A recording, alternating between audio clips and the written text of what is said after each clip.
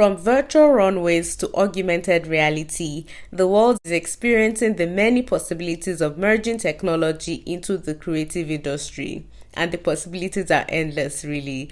In today's episode, we're going to be talking about blockchain technology and its infusion into the art world. We will be dissecting how this new system helps to bolster the revenue of creatives in this digital age. In recent years, the rise of NFTs have disrupted the traditional art industry, and with the help of NFT marketplaces, DAOs and the likes, artists are now presented with a more viable means to monetize their work. Today I have some very special guests who will be continuing this conversation with me, so stay tuned.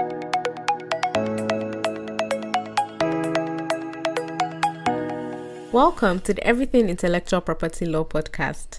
I'm your host, Hibatu Nasser Adiola Shubambi. I'm a lawyer, content creator, an intellectual property and technology enthusiast, and I'd also like to consider myself a creative at heart. I found a way to combine my interests to create and produce the foremost intellectual property and technology law podcast in Nigeria. The EIP Law Podcast is dedicated to providing its listeners with industry knowledge on a variety of intellectual property and technology-related issues. So if you don't want to miss out on more episodes like this, make sure you visit our website at Everything IP Law or follow us on Instagram and Twitter at Everything IP Law. Welcome back. Like I said earlier, the conversation will be about how blockchain technology is changing the creative industry. And it is my utmost pleasure to introduce our special guest for today. First off, I have Abi Eyuwa. When it comes to being a creative, she wears many hats. Abi is a 3D sculptor, photographer, curator, and more. That's why she's a multidisciplinary artist. She's also an NFT artist and NFT community builder. She's a member of Her Story DAO and the African NFT community, which we'll be talking about much later on. When Abi is not being a creative whiz, she lends her voice to important issues around the world and social justice. Thank you so much for joining us, Abi. I love your 3D ice cream artwork. It was such a realistic, inviting cup of goodness. Oh, thank you so much, and thank you for having me. Up next is Philip Mostert. Philip is a growth consultant for various NFT and blockchain projects. He has worked with several companies in Asia and Europe that specialize in producing NFT gaming, DeFi systems, and Metaverse-related products. He was previously the Chief Marketing Officer for a venture builder and the Head of Marketing for an NFT gaming studio and arts foundation. In his spare time, he also pens down his thoughts on issues in the crypto and blockchain industry. It's a pleasure to have you here with your wealth of experience. I'm looking forward to hearing some of your thoughts. I know they will be interesting. I read your recent article that you posted last night, so I'm really looking forward to it. Thank you for joining. Thank you very much for having me. Excited to have this discussion.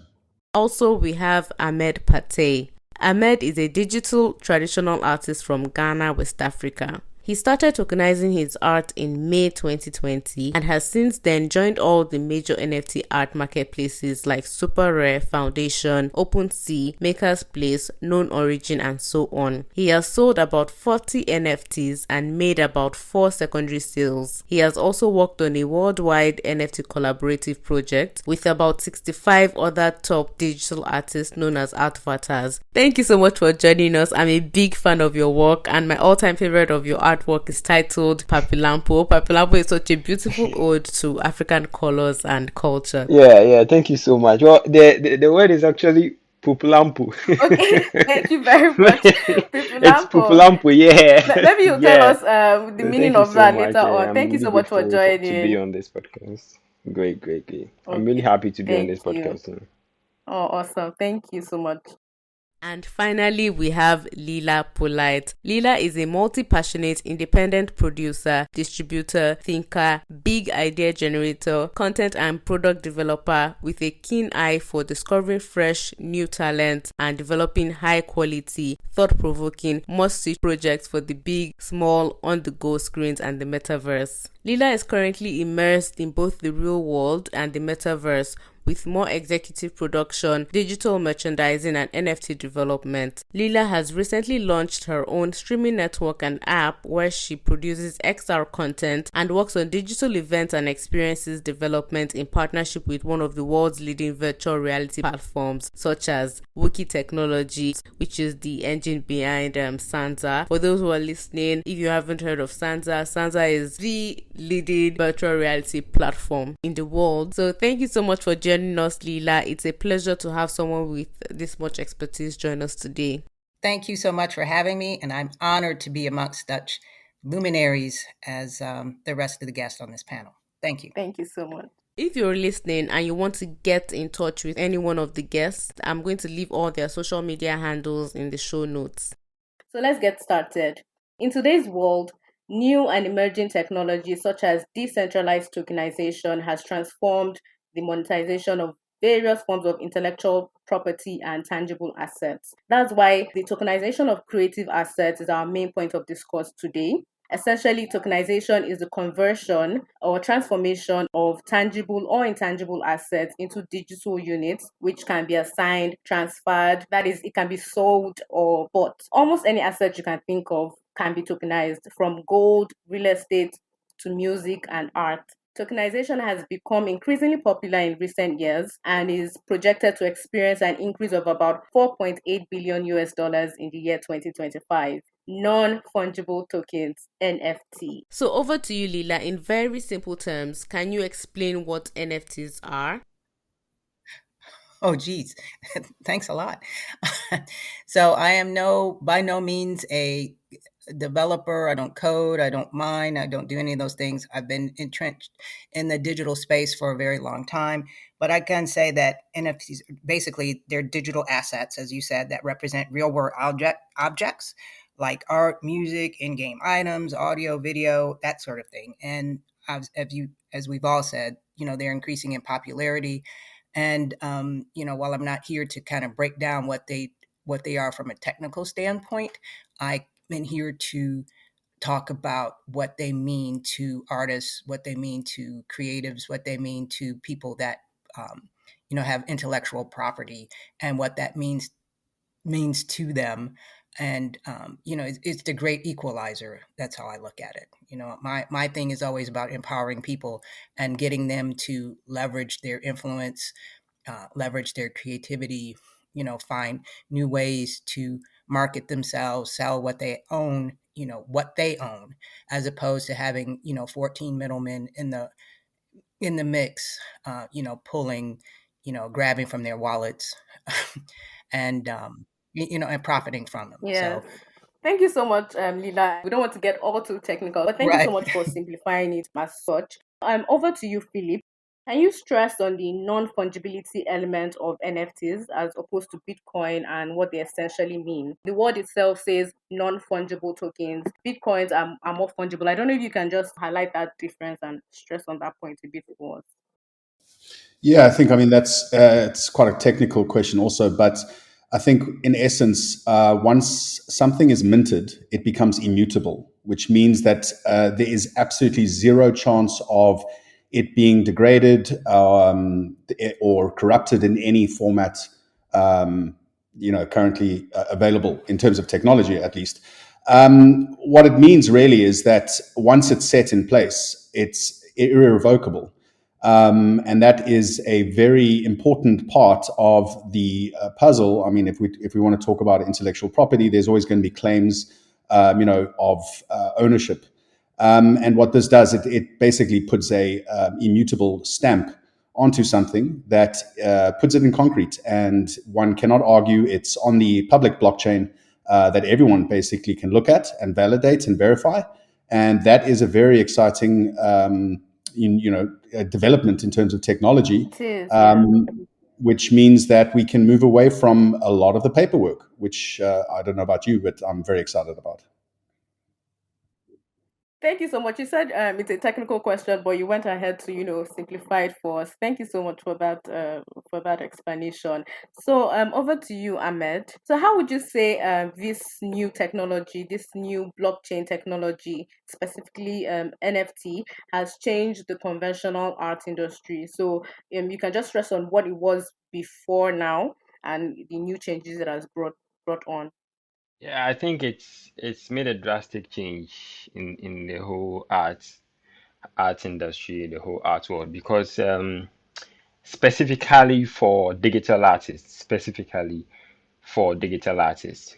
So before NFTs, it was really hard for digital artists to actually get value for their works because there's always this idea, this assumption that digital art is not real art, or it's hard to actually prove which digital art is the original piece or the original version because you can replicate the same artwork over and over again thanks to the internet. So it was almost impossible, or basically impossible, to give the real value that digital artworks were supposed to have.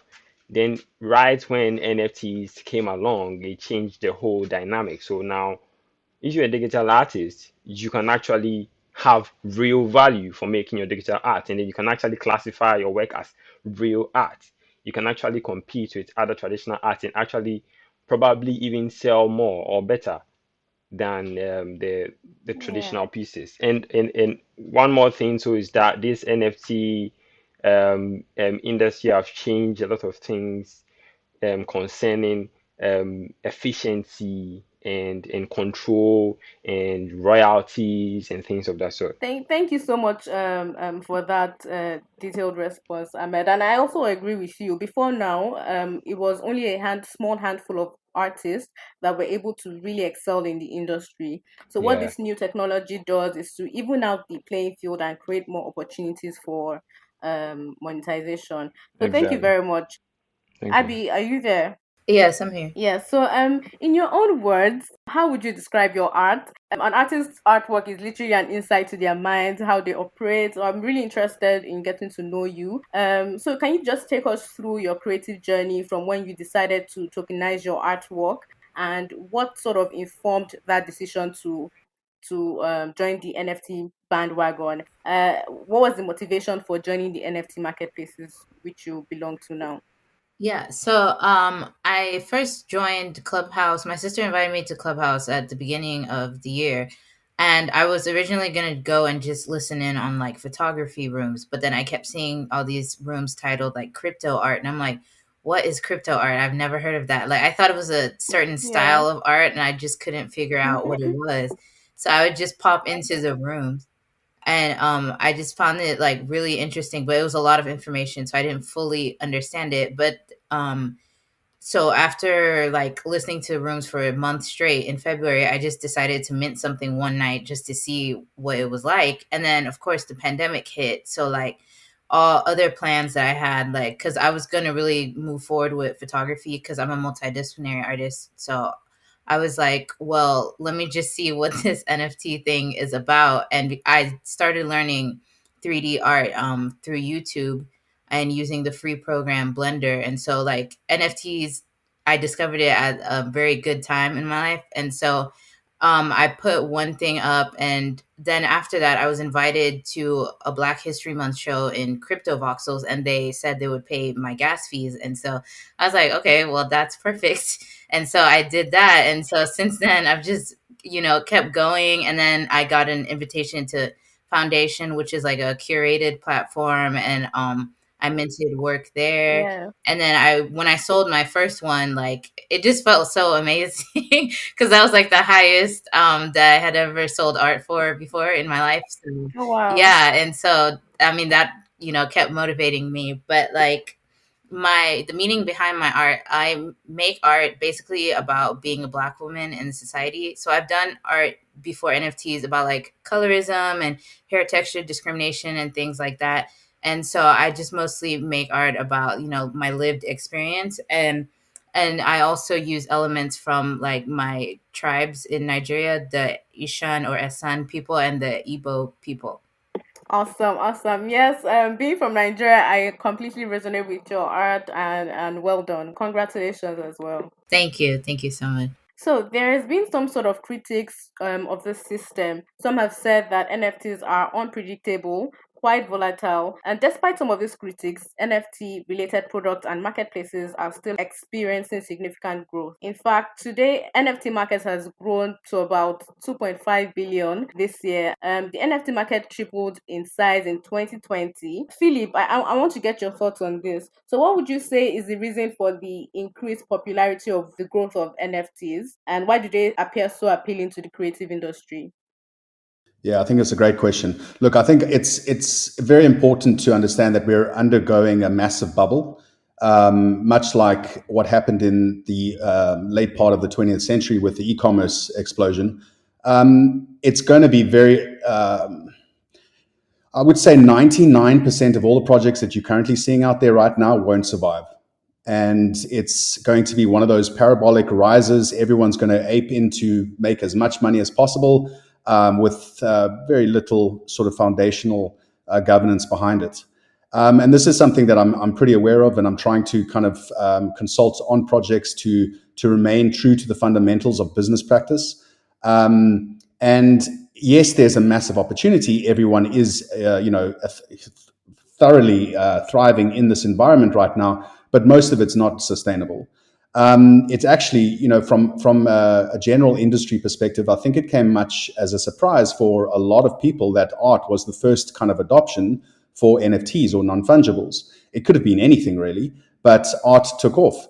And yes, there is a great still opportunity to make a lot of money. And if you look on OpenSea as an example, there are just so many projects being launched on a daily basis. It's not sustainable, and most of it's going to be hit and miss.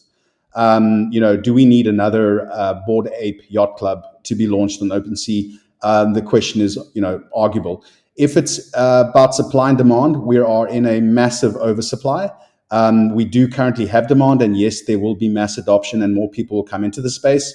But I would really be cautioned on being too aggressive. And really, when you're doing your investment evaluation, look at the fundamentals of a project, look at the team, and really, also think about things in a traditional business sense. Don't always just go in it from an emotive point of view. But in saying that, it is a very exciting space. I love it. It's an awesome industry to be in. But I think thinking long term, it's about the metaverse, right? And where Yeah. everything is headed is right towards the metaverse, and NFTs are a driving force of that. So yes, it's going to be there's going to be massive parabolic explosion right now, and people are going to make a lot of money. But Mhm. like I said, I think 99% of the projects out there are unfortunately not going to survive. Thank you so much for that. Just to add a bit, I think my own opinion, I feel like some of the reasons why NFT has gained increased popularity and growth, maybe because NFT sort of offers a universal appeal to any digital media. It's diverse with several usage, and it is now attracting like a global base of music fans. NFTs are also increasingly being used in art, sport, music, and fashion. I want Lala to come in here. Can you add to this as well from your experience working in media and with indie artists? I also understand that you work as a business development consultant with Awardpool. Awardpool is a platform utilizing NFTs to change the creative landscape through its reward program. So can you briefly speak on that and on the significance of such platform, especially how companies like Awardpool are utilizing NFTs to support indie artists and small music creators? Well, I wouldn't say that award pool allows you to engage your fans or engage your audience, pushing them towards buying your NFTs, not as opposed to just being a place where you can.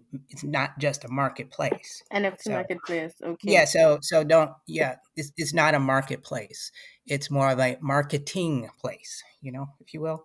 So I'm very much concur with what Philip had to say. Um, this is not for everyone. There's a gazillion people, jumping on the bandwagon, of course, because people want to make money. They want to get paid, and this is probably uh, a, a easier, more fair way to make a lot of money quickly if you market it properly, or if you put the right collection together, or you put the right sorts of things together, or you put them in the right marketplace, or you're part of a uh, some kind of trending movement or something like that. It's just not, and I don't want to burst anybody's bubble. I don't want to, you know I'm not here to sort of compromise anybody's creative passion or spirit, but Mm-hmm. be careful when you're getting into the space, and don't just limit yourself to creating NFTs. There, when you create a collection, you may also want to have a physical version of that collection, Mm, because it's one thing for me to brag about having bought you know uh, Jeezy's first shoe. But if I don't have that, I can't, you come to my house and, we're walking around and I'm showing stuff off, I'm not like, oh, look on my iPhone. Hey, I bought this particular, I bought this NFT, I want something physical to kind of show off. So people need to be very mindful of that. And, I'm careful in helping people, put together a tactical plan to sell their NFTs. And, I'm a creative too. So, I get it. Okay, you know, okay. Thank you, Lila. Interesting. You said what I found interesting in what you just said was the physical asset, but isn't that contradictory to the whole idea of metaverse and digitalized assets? no, no, no, no, no, not at all. I mean, we still live in the real world.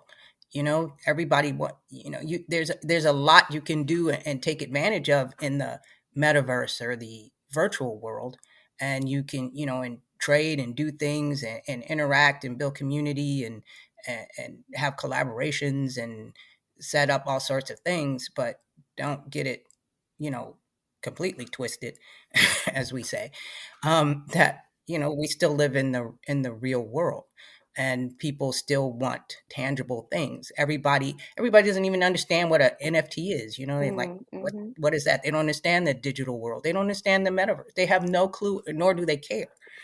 So it's just not for everyone. So in order to thrive, in commerce, and I was part of that original, dot com bubble and bursting, and it came again, and you got e-commerce, and people are selling and doing all sorts of things.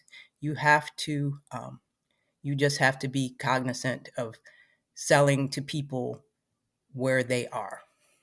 So maybe I hang out at Target all the time, maybe I hang out at Walmart, you know so everybody Yeah. should have access to um, I, to art.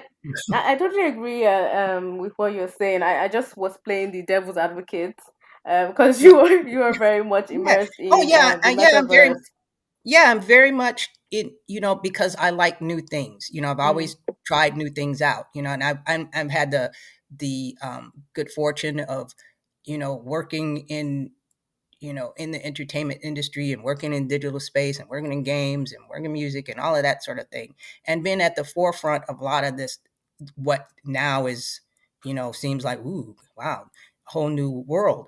Well, it's been around for a long time. And some people just weren't willing to test the market or get into it. I was one of the first people to ever do a webcast, streaming, of a major concert. This is like in 1998. Here it is, it's wow. 2021. I was been dabbling in this space, working with Viacom, Mm, and working with, I helped flip Clear Channel when it became iHeartRadio. I helped them flip to doing non-traditional things, and doing things in the digital world, in the metaverse. So, I get it. yeah. Um, but but I also love home shopping. I also love creating. I like going to the store, and I like helping people create things that they can go buy in the store. I love being able to touch it, feel it. People buy differently, so you can't, people can't assume that everybody is, into the digital Digital world. world, yeah. Um, you know, I would still like to, I still like to go meet my friends face to face. Yes, So, thank you you, know, Lila. And I'm just going to make one last point. Maybe yeah, it's also because of the era you're from. People would throw that argument out there as well. But let's move on so that we don't take all the time. But I do understand the point you've made that we should have a balance. We should be able to right. strike a balance between the real world and Yeah, the yeah, metaverse. exactly. That you have to, yes, you have to have balance. As Philip said, you have to approach this Okay. very strategically and systematically. You can't just, yeah, my heart, when I first see things, I'm like, oh my God, I gotta have it. Ooh, ooh, ooh, ooh, or then I shift to like, oh, how can I turn that into an NFT? How can make that digital? But then I have to be practical. I have to put on my other hat, my producer hat, and say, okay, how are we going to get this done? And then how am I going to sell it and market it? So that's how. Great, awesome. Kind of. Thank you so much. But I'll shut up. Yeah. I'll let somebody else. Thank you so much, Laila. Thank you so much. So let's go to the creatives for a bit. Ahmed, over to you. During the introductions, I stated that you have sold over 40 NFTs on various NFT marketplaces. In your own words, how would you describe your art as well? And why do you think your art resonates well with buyers or with collectors? Thank you for that question. Yeah, so well, I think that for me, I've always wanted to, look for that black perspective, that black identity, and then lay more emphasis on the idea of black identity, the black culture, African identity. So my work, my style has always been about that. It's always been about that identity, the culture, the beauty in the culture of the past, the beauty in African masks and all that. And because I was doing digital art way before I even got into NFTs, and that was exactly what I was doing. So I think that collectors get interested in my work because they see some sort of uniqueness, and they see some sort of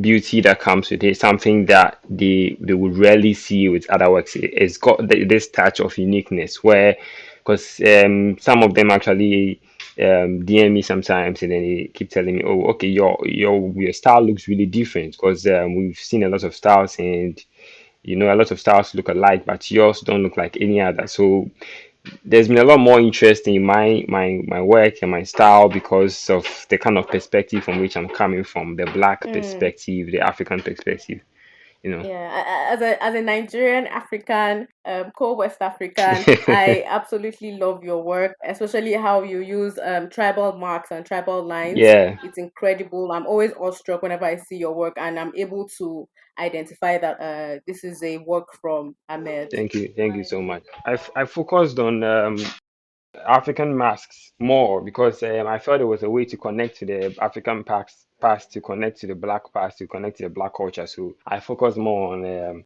African masks. So I think it's one of the things, one of my areas. And I actually kind of like fall in love with it. When I see African masks, I have this, this kind of surreal connection with them. We're also in love with your artwork, and I guess it works. So, still on you, Ahmed. I know you've touched upon it a little Yeah. bit. Can you shed more light on what has been your experience so far in the NFT space? Okay, so I would say that when I started, I also wasn't so sure about the space and how it worked, because the first time I got an invite from one of the marketplaces, um, I had no idea what it was, and I've always been hearing about cryptocurrencies and Bitcoin and things like that, but I'd never actually done any in-depth research because I didn't really get the concept. So when I was invited and I was told that, you know what, you can actually sell the guitar, I wasn't so sure. I thought it was some sort of fraud or something, or some sort of scam or something. But I started doing background research, and then things started making sense. So I started putting up my works, started minting my works, and then I noticed that, oh, okay, so these works could actually sell. Then I started doing more research on the concepts of tokenization and the concept of NFTs and what was behind it and how it works and all that. Because one of the very interesting things that I always make reference to is the fact that when I started, we paid almost nothing for tokenization or for minting because it was in the early stages. So you probably pay like $1 or nothing for tokenizing your work. So you could like tokenize the number of works you wanted and all that. Then all of a sudden, the tokenization started shooting, the gas fee started shooting up, and then now you have to pay $50, $100, $200 just to tokenize one work. So it started on an interesting note, but I also noticed that as time went on, we had a lot more people gradually, joining, but they weren't so sure about it. I think the biggest point in time where we had a lot of interest in NFTs was when people sold his work for $69 million, which is early this year. So that was the time that we had like a huge flow of interest and a lot more people. Okay, someone sold their work for 69. What's that? What's NFTs? All over the place. So I think that was the point where we had like a large number of people to the extent where the makers place marketplace actually crashed the day the people artwork sold because like there were too many people. There's so many people. So yeah, Thank you so much, Ahmed, for sharing your journey with us. thank you. So Abby, over to you. So can you break down the transaction stages involved in collecting NFTs from minting? Just take us through a typical guide through the transaction stage from creating the artwork to tokenizing to minting and auctioning, purchase, and all of that. So we have like a better understanding for people who are listening in, so they know what to expect. Okay, yeah. So first, you kind of have to decide what blockchain you want to be on because Ethereum is the most popular one right now, but there are other blockchains like Yeah. Tezos and like Polygon, which is like a side chain of Ethereum. So yeah, you decide which blockchain you want, and then you need to go get some of the coin from an exchange. So like I use Coinbase, but there's like crypto.com, I think Ludo for some countries in Africa, stuff like that. So yeah, you have to get well first you need a wallet, but then you buy your initial Ethereum, Tezos, whatever on like Coinbase. Then you transfer it to your wallet, and then you go to whichever platform you're using. Depending on the platform, some of them you have to pay to first mint, which is putting it on the blockchain, and then you have to pay to list, and you're paying gas fees.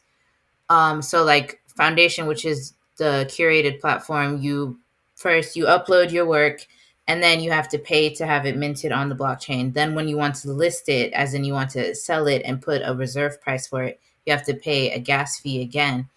For OpenSea, which a lot of people use, you pay a one-time fee to like approve the token and connect your wallet to OpenSea, and then after that you can mint without paying for gas.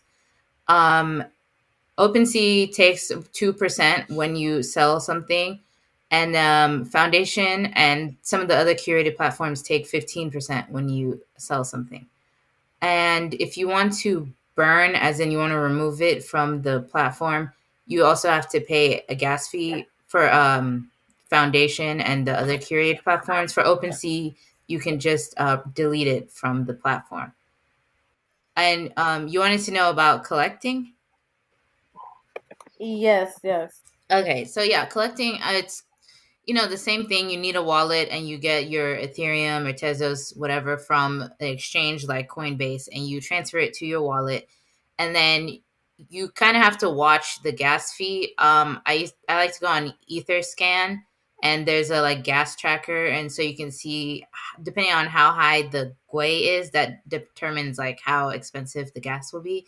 And so usually I like to, if it's a really popular collectible, it's probably going to be hard for you to like wait. But usually I like to wait until the gas goes down. And sometimes that's kind of late at night. But So yeah, when you want to collect, you have to pay, whatever the initial price is, but you also have to pay for the gas fee. So that's something you have to keep in mind.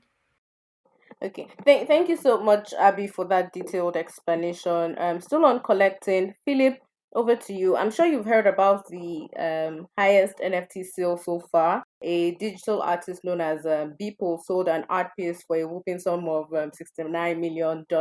So, how do you find the best NFTs to buy or sell? In collecting NFTs, are there any format to go by, or you just go with your gut instincts and what you feel is more appealing? Yeah, that's also a great question. Look, I think there's the industry term of do your own research, and that is an incredibly important part when doing your due diligence. However, sometimes it can also just be something that appeals to you, right? So art is subjective, and if you like something and it appeals to a heartstring and emotive, I don't know, connection that you might have, then fantastic, buy it if it's at the right price. I think also just take a look at the community. At the heart of every NFT project or decent project sits the community, right?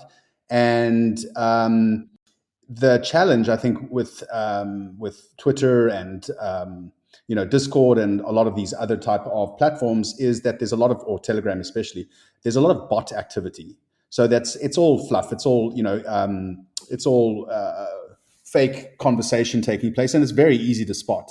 When you see a repetition of comments like "when moon best project, love this" or something along those Yes, lines, and there's just yes. a repetition of these type of comments, then there's a lot of bot activity in a project, and it's a lot of probably spam. So look at the various different community forums that they have.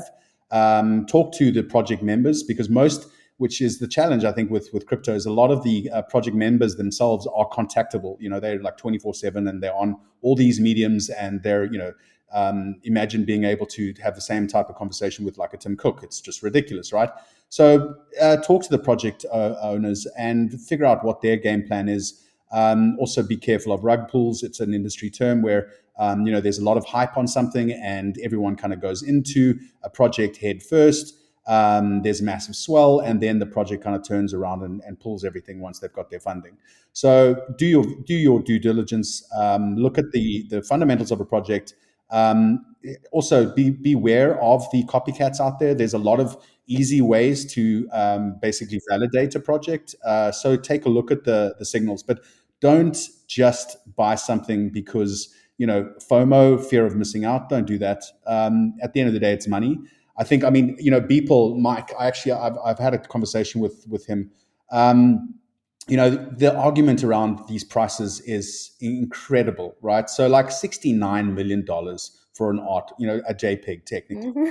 Like, Mhm. you know, is that person and the individual that bought it based in Singapore? I've also had a discussion with him, and they will make money on that, but we need to be all cautious that not everyone is in the $100 million mark, right? Or being or even able to afford anything above an ETH in most cases. So we need to be cautious that it's not going to be a bunch of whales just exchanging to each other, pushing up the price, and then suddenly dumping it on a market. So there's all these pitfalls that's going to come up with it. But Beeple was first to market, I think, just in terms of the mass awareness. I love his work. It is subjective. It is kind of controversial also, which I think I do like the maverick approach to things. But is that sustainable? These prices, probably not. So yeah, look, I mean, everyone is hoping for the next, Mhm. maybe the next crypto punk, and everyone kind of gets in there, and Yeah. you see your price, your value go 10x and even higher. It's a moonshot in most cases, and like I said earlier on, it's going to be a hit and miss. So just do your due diligence, look at the community, talk to the project members, and then again balance that with your aesthetic appeal. Great. Thank you so much, Philip, for that detailed analysis. Abby, would you agree that Philip was spot on from an artist's perspective? Go with your gut instincts and also do a lot of research. Don't just join the bandwagon, or like Philip said, FOMO. Don't just make your decisions based on the fear of missing out. Would you agree? Yeah, definitely. And like, don't spend more than you can afford, because some people are spending their last ETH trying to get into the latest, collectible that they think is going to be huge. So I definitely agree. Yeah, thank you so much, Philip and Abby. Just deviating a little bit, Abby, I want to hear from you on why you think inclusion and community building in the NFT industry is quite important. I know that you and Ahmed are part of the African NFT community. Can you just shed more light on that? And just I want to hear from you on why you think inclusion and community building in the NFT industry is important. Yeah, so I when I started in February, I felt kind of alone, I guess. It was just very hard because obviously a lot of people were starting to get into it. And so getting exposure and also getting help was very difficult. And so finding community definitely helped me. The Black NFT art community really helped with resources. I would attend their like intro to NFT rooms. And then when African NFT started in like I think it was in April, Vintage Mozart founded it, and he asked me if I wanted to be part of it, and it just like it definitely has helped me in so many ways. We share resources with each other. Sometimes we'll help pay somebody's gas fees, or we'll point them to the right direction. We help share work with collectors so that other people can get collected. We do a lot of collaborations, and we just can relate to each other. And some of the members are in countries where getting crypto is very difficult for them. So sometimes if we're in, the US or somewhere else, we're able to help them. Like they'll send us money and we can send them the token, that kind of thing. So community definitely helps. And in the beginning, a lot of the African artists, we kind of felt like, okay, nobody's really paying attention to our art, or nobody feels like they can relate. But things have definitely changed, and we all help each other. And it's like there's so many of us, but I feel like we all know each other. It's really interesting to be in like many different countries, but like still be friends. Yeah, that's awesome. Thank you so much, Abby. So, Lila, you have worked with several talents. So, how does one or a young artist break into this new exciting world of NFT? They're already, if they're creative and they're doing their thing, then it's just another avenue for them to market, their creativity, whatever it may be it fashion, be it, you know, graphic arts or fine arts, be it music, be it, there are different things that you look at in an artist, or when people come to me, evaluate them based on different things. I definitely don't discourage them from, pursuing um, their passion or their craft, and just try to guide them in the right direction. I do know in this space, and I know what sells, from an artist standpoint, and to add to what Abby said, there's definitely a big lane for black and brown artists. Be they musicians, be they artists, be whatever, and a lot of the demand that comes, internally, or people pushing, hey, can you go find me this person or that person? People want to do collaborations. They often want to do collaborations with people of color. They want some soul infusion into whatever they're doing. Like DJs want to work with hip hop artists, and hip hop artists want to work with certain um, you know graphic artists. So um, there are just a lot of variables that you have to take into consideration, and so I'm not going to give you all my secret sauce on how I pick stuff, but Thank you so much, Lila. But we know you're the right person to contact in case we need more information on that. oh, yeah, oh, for sure. Yes, I'm everybody's friend. I'm everybody's fairy godmother, and I know where the bones are buried, and I certainly know how to elevate people's profile, and just encourage them to be all that they can be. So that's it. Awesome. Thank you so much, Lila. So, Philip, over to you. There has been some critics of this system. Experts have called it an investment risk. Some have said that NFTs are unpredictable, quite volatile. I know I've mentioned that before, and you sort of touched on it, but I want you to expatiate. Oftentimes, we hear about all these great things NFTs have to offer, but what are the risks and uncertainties new collectors should consider before venturing into this space? Yeah, I think every investment comes with an element of risk, right? It all depends on your risk profile. NFTs are a brand new thing. Okay, it's a shiny new object that everyone's kind of really excited about, and there is a lot of money to be made. And people are obviously looking at it from that perspective. Um, it is very much back down to due diligence and the risk that you're willing to take. And I think someone also made a perfect comment earlier on. Don't spend more than you're willing to lose. I think everything is uncertain. Also, the volatility of the market is not for the faint-hearted. I kind of jokingly, have discussions with my parents who, if you can explain what an NFT is to your parents, I think you're doing a great job. But they simply don't understand what it is, and they also see the volatility. And it's quite funny because my father might share an article that he's read in a newspaper, and by the time that he's read that, it's completely different. The price of Bitcoin could be variance of $5,000 or so. So it's definitely not for the faint-hearted.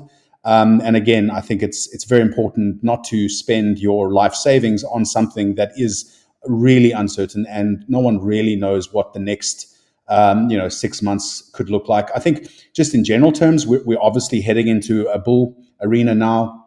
Bitcoin is surging. ETH is soon to follow.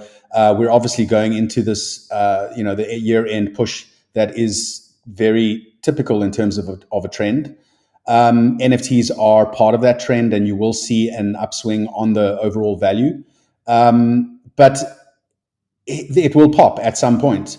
So, and a large portion of it could also be manipulated.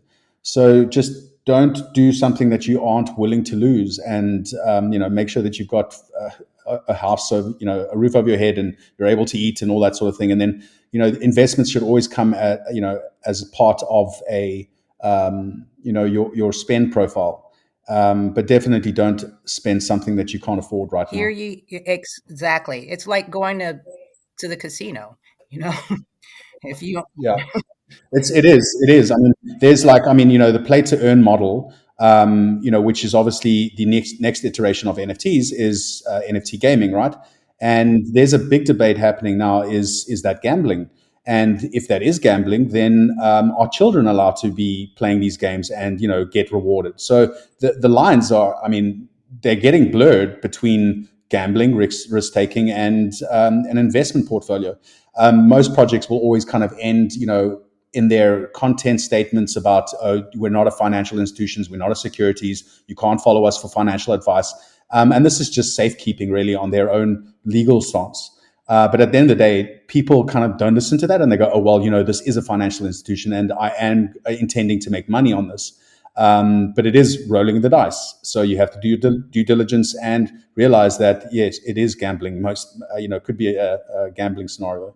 Thank you so much, Philip and Lila, for the addition as well. So while the world is still grappling to understand this new technology that is non-fungible token, here comes the emergence of an even more significant system called DAO, an abbreviation for Decentralized Autonomous Organization. The whole idea behind DAO or DAO is that it is a decentralized entity governed by its members. That is, it is a community led organization with no central authority. With this interesting system called DAO, individuals are now able to engage in the governance of different blockchain protocols simply by becoming a stakeholder in the project. DAO essentially provides artists with the opportunity to receive compensation by contributing directly to passion or interest driven projects. Now, Abby, to you. You are a member of Her Story DAO. Can you share more of that with us? Yeah, so Her Story DAO is like a collector DAO, and basically we were focusing on collecting the work of Black women and non-binary artists. And so it was formed because the rapper Latasha, the first female rapper on blockchain, she had minted a work on Zora, and a group of people decided they wanted to buy it, and so they came together and then formed the DAO. And then since then, there's been the Digital Diaspora physical NFT show that was in New York City for Juneteenth, and it did really well. And so right now we're like trying to become more organized and create a token for our members. And we also have people like Ixshells, who is the highest selling female artist in NFTs ever, and we have Diana Sinclair, and other like significant people in the metaverse. And so yeah, we just come together, and when we want to collect something, we have to put up a vote. And so we put everyone suggests an artwork or an artist that we really like, and then we all vote, and whoever has the highest amount of votes, then that's who we decide to collect on. And yeah, we just all deposit as some Ethereum into a multi-sig wallet. And a multi-sig wallet, you need like two people to approve the transaction, and then from there we can collect the work. Thank you so much, Abby. I think that was a really, really interesting new phenomenon. And I think it also helps for monetization and capital or finance building in that sense. So over to you, Philip. Your recent article titled "Has the World Gone Mad as We Race Towards Tokenization?" It was brilliantly written, and I found it really interesting. I'll provide the link for anyone interested in reading the full article. As you know, Philip, DAOs and DeFi all operate an autonomous system, which are essentially the opposite of the traditional centralized financial systems, also known as CeFi, that we have today. Essentially, our entire financial system, all of its services from insurance, banking, stock markets, and so on, they all rely on having a central authority, and these services are very much regulated. As a result of these centralized systems, experts have argued that it is prone to risks such as mismanagement, corruption, and fraud. However, you mentioned in your recent article, which you call a short manifesto, you stated that perhaps there is need to regulate the blockchain and crypto industry to ward off what you call a systemic rot in the crypto world. Can you briefly address that for us? That is some of the challenges cryptocurrency and blockchain companies are facing. Yeah, I think it's also important to kind of start with the fact that centralized organizations are as corrupt as decentralized organizations, if not more. It's just that Bitcoin has got really a bad rap because of the Silk Road projects and all that sort of thing, and illicit behavior that people have kind of used Bitcoin in the past as a transactional value. I think the only way that crypto and blockchain will win is by embracing regulation, and that's why you see the likes of Coinbase and all these guys lobbying with the Fed, because only through regulation and transparency and control will we be able to shake out the charlatans and the scammers and everything else. And that is part of every emerging market or industry need. The challenge, of course, is that the legal systems don't work or move as quickly as what crypto might or technology does. And that's always been a challenge where, legal has to catch up to an environment that they don't quite understand. I just refer back to, Capitol Hill when Mark Zuckerberg was being questioned by a bunch of, elderly people that really didn't understand what they were asking. And the way they asked it was easy for, Mark Zuckerberg to kind of wiggle his way out of. So that's going to change, though, because you're going to start seeing, young adopters getting in. I mean, like yourself, with legal background, coming into the space, embracing it, and that is through, that is how it's going to win. But it's going to need a lot of regulation. It's going to definitely need a certain amount of privacy and transparency. But that will come with time, and it's just a matter of the right discussions happening. Not closing the not closing the book of opportunity to embrace both fields. I think I worked within banks for a large portion of my career, and banks are, they're just destined. They have to change, or they're going to inevitably die out. The whole system is going to be ripped up, and that's going to be a good thing. But these banks, as you know it, they're incredibly large, and it's going to take time for them to move and change their business models. Some of them are doing it faster than others, and I think those are the banks that probably will survive in the long term. DBS is a great example of that in Singapore. they're leading the blockchain thinking and methodologies, and they really are looking at how to KYC and how to enable their product suites through blockchain and transaction and remittance. That's going to be a big part of banking. So yeah, it's definitely going to be large institutions, embracing regulation and embracing blockchain fraternities, and talking, having an open, honest discussion with each other. And I think that's kind of what I was also trying to iterate in my article that I wrote, is that we need to start really being a little bit more honest with each other, and we need to start calling it as we see it, because there's just too much hype happening at the moment, and through that hype, there's going to be a lot of upset people because they're going to lose their money, and there's going to be fraud and everything else. And this is why we need to be regulated. We need to get the enforcement in place to make sure that people are protected at the end of the day. And I think that should come with all investment, or investment opportunities. People need to be somewhat protected against the fraud and the scammers. And they're already out here. In masses, Yes. right? And they outnumber us. They outnumber us Yep. 10-1. So that's going to be an enormous challenge. But very exciting nonetheless. Great opportunity for the legal fraternity to get involved into blockchain is going to be a wonderful experience. Thank you so much, Philip. I know there are people who have completely different views and are for non-regulation of cryptocurrencies, but you really made some salient points, and personally, I do agree with you. Also, to Ahmed and Abby, from an insider's perspective or creative standpoint, are there any challenges or significant challenges you would like to see addressed in the crypto blockchain world generally? Ahmed. Yeah, of course. I think that we need a lot more Black African artists and a lot more Black African collectors. Yeah, that's one of the biggest problems that I observe now, because I feel like if we have a lot more Black artists and a lot more Black collectors, the value of Black artists' works are gonna go up.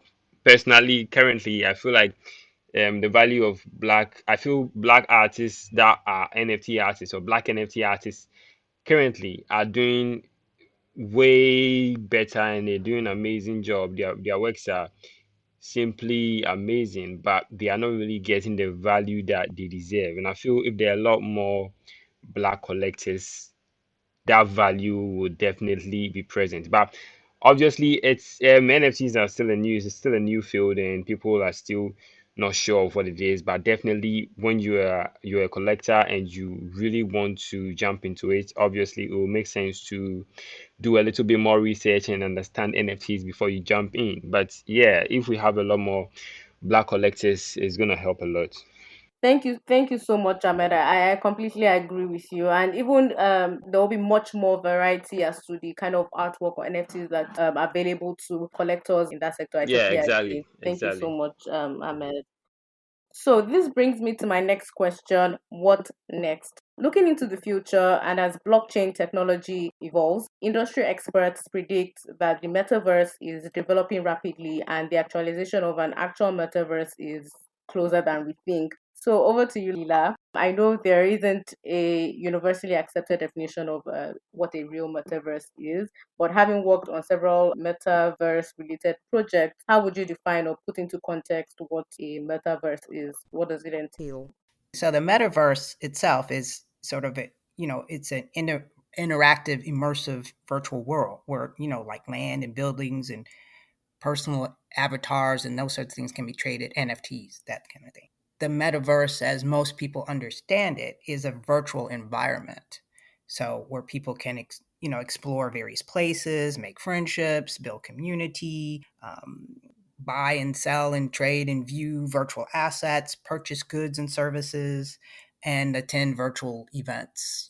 They can go to a virtual museum. There's all sorts of things that you can do in that virtual environment. So most brands, most people, most folks want to be in those virtual environments. Thank you so much for that, Lila. I also understand that you are partnering with Wookiee Technology, the engine Yes. behind Sansa. Sansa Yes. is the world's leading social virtual reality platform. Can you give us more insight on the work done at Sansa and how they are helping build the metaverse without divulging too much information? Oh, it's an amazing place. It's a whole virtual world that I encourage everyone to visit. Lots of cool things will be happening there. Lots of things have already happened there. Lots of brands have done, from exhibits to events to, showcases to, selling their goods, some, known properties, from Pepsi to uh, Hello Kitty to the Smithsonian. So there are just a lot of, there are a lot of partners that they already have. Wookie purchased Second World Environment, and so now it's Sansar. It has just, just far and above any other environment. And I just don't say that because I do my thing in it. But, when I was looking for a virtual environment to bring, the culture into, I looked at a lot of different spaces. I've worked with people, particularly Black developers that had, that were building their own worlds. But, just like building a video game, it requires it requires a big engine to make all that stuff work. And so you have a lot of folks that are very knowledgeable about, creating 3D environments and all that sort of thing, but they don't have the technical support or uh, the servers or the machines, if you will, to support all of that. And Sansar does. So there's no third party involvement. There's no sourcing different things from different people. Everything is just very self contained. So that makes things a lot easier to come to fruition.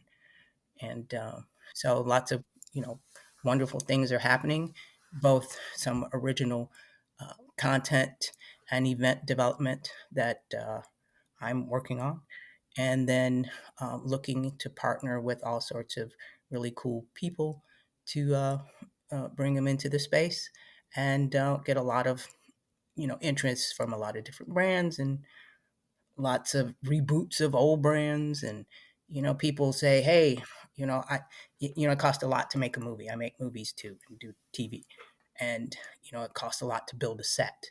Well, while it's not cheap to build a 3D environment, it's just a lot easier for me to create a TV show, if you will, what you would consider a traditional sort of TV show with a set and all sort of that sort of thing. In the metaverse, it's just, you know, I could, I can have a show up, in a matter of a few weeks as opposed to months. Um, yeah, that's it. Thank you so much, Lila. Talking about the future of art, there have been several discussions surrounding the sustainability of NFTs. Some have said that it is not a sustainable system in the long run. So I want to know what our thoughts are on the future of NFTs and new technology in the art industry.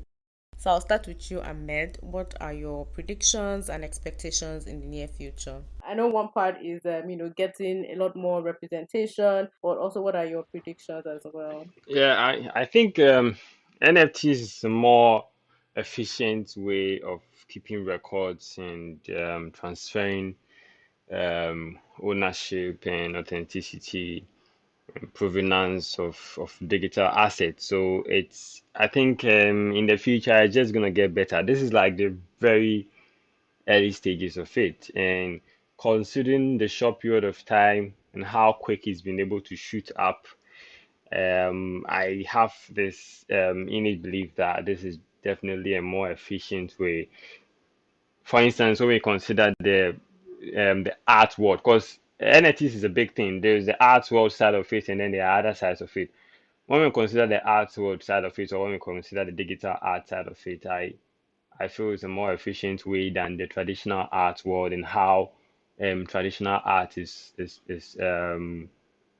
how traditional art is moved, how traditional art is worked with. You understand me? So it's definitely a more efficient way. It's just gonna get better as time goes by. Yeah, thank you so much.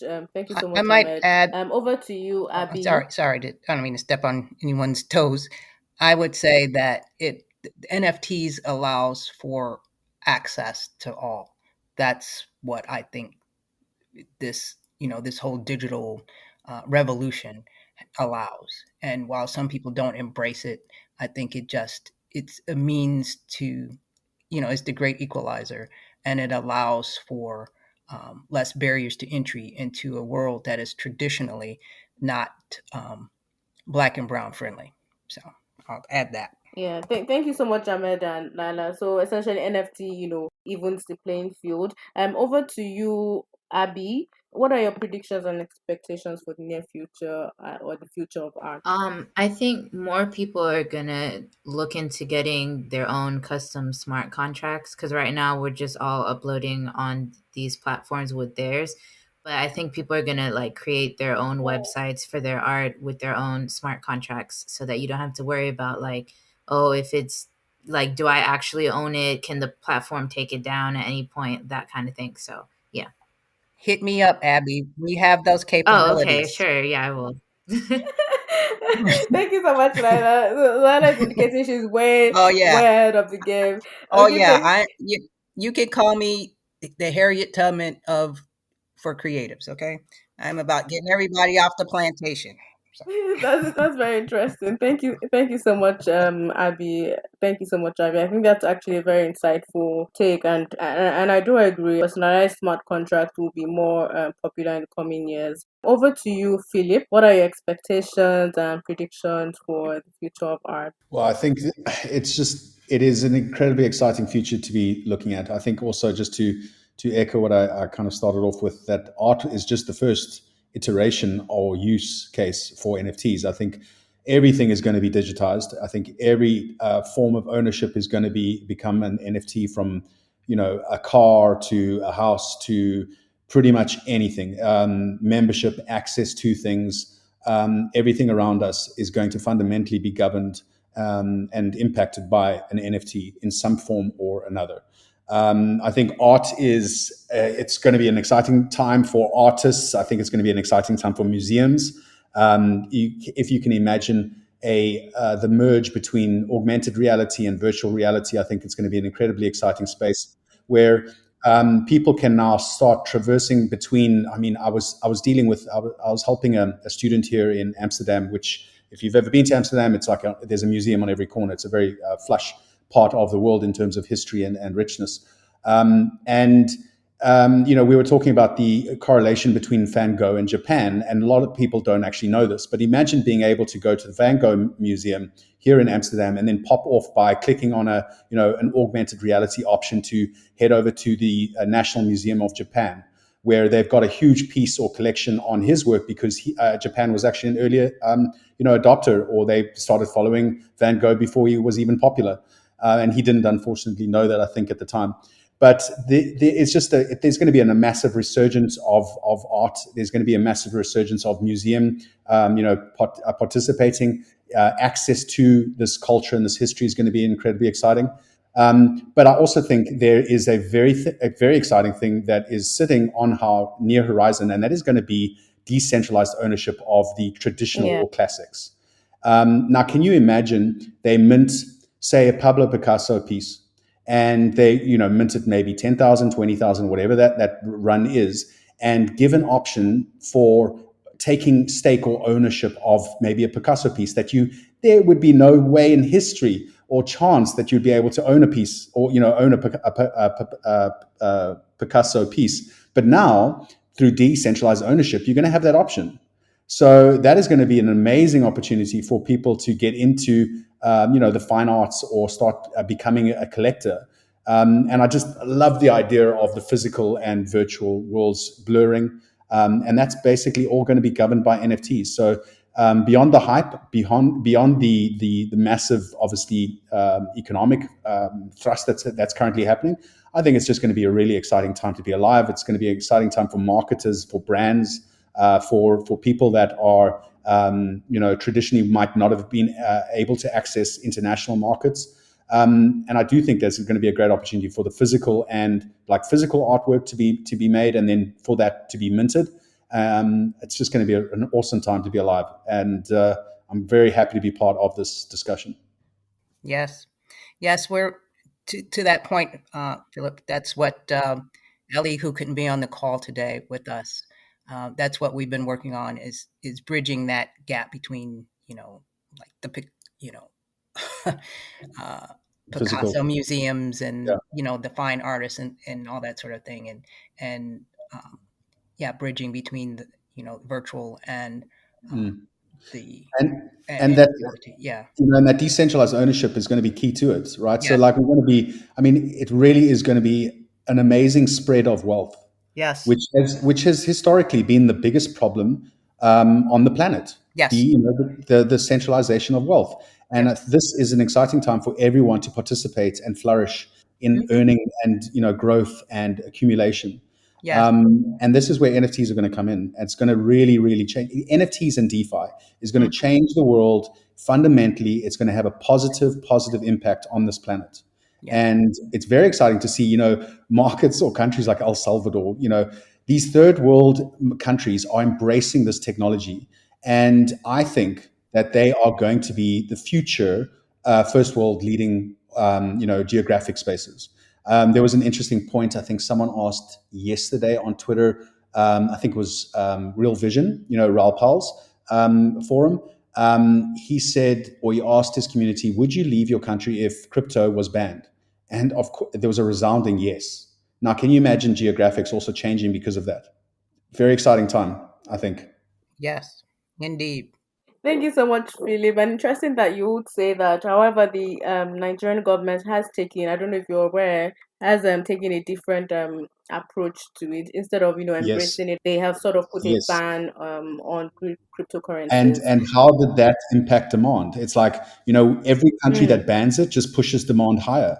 Exactly, exactly. Nigeria has, I believe, the second largest cryptocurrency base in Africa. I think followed by the first is South Africa. Yeah. So that's a very interesting point. Thank you so much, Philip. Yep. Laila, I was going to you next, but I believe that you've also you've also said your piece. But do you also want to add what are your predictions and expectations for the future of art? I think Philip pretty much summed it up. Yeah. I think it's it's a whole new world, and I'm really excited about it. I thrive on other people's creative energy, so I'm just excited. Okay, so thank you so much, Abby, Ahmed, Philip, Thank you very much. Lila. Thank you so much. I truly, truly appreciate you guys taking time to Yeah, I discuss. loved it. Absolutely great. So we've come to the end of this episode, and I just want to give special thanks to our guests, Ahmed, Abby, Philip, and Lila. Thank you all so much for taking time out of your busy schedule to have this conversation with me. We've been able to delve into several areas. We've been able to touch upon DAOs, NFT regulation, inclusion, and we've been able to raise some ethical questions as it relates to NFT gaming. Thank you all so much for your valuable contributions. Your contributions have truly enriched today's conversation. So thank you once again. We've come to the end of today's podisode. Thank you for listening. If you enjoyed today's podisode and you want to join the conversation, make sure you subscribe to our podcast on iTunes, YouTube, and Google Podcast. For more updates, please visit our website at everythingIPlaw.com, or you can follow us on Instagram and Twitter at everythingIPlaw. Till next time, bye.